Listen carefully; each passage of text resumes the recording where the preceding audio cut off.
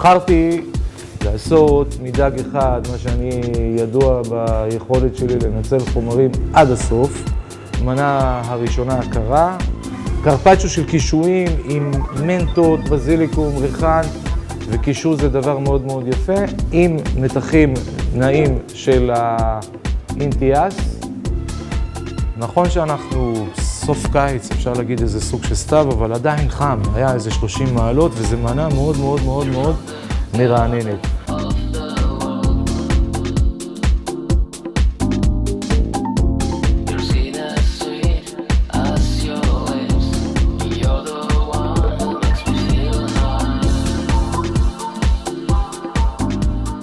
לומדים טיפים, לומדים דברים מעניינים, האיש משקיע, מראה את הפילוסופיה שלו, הרבה נכונות, שווה.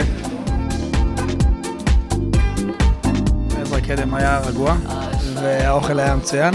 למדנו הרבה. יצאתי עם כלים הביתה מפה ויצאתי כמה שבע ונהנינו מאוד.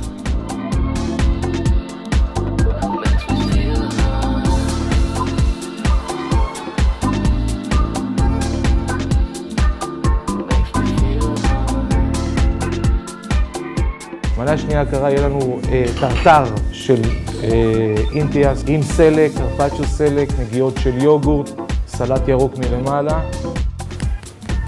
קצוץ.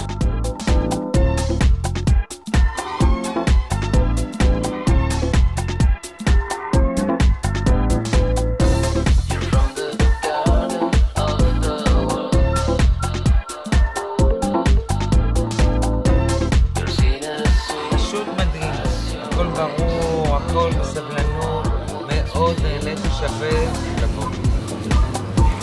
זהו, טרטר, אוקיי?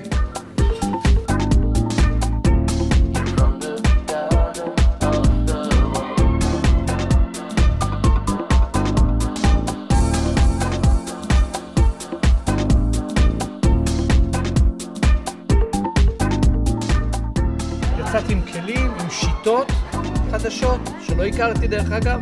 מנה שלישית אנחנו הולכים להסתכל על רטטוי צבעוני, לדבר על שיטות בישול, רוטב שמן זית, עשבי תבלין מאוד מאוד מאוד קליל.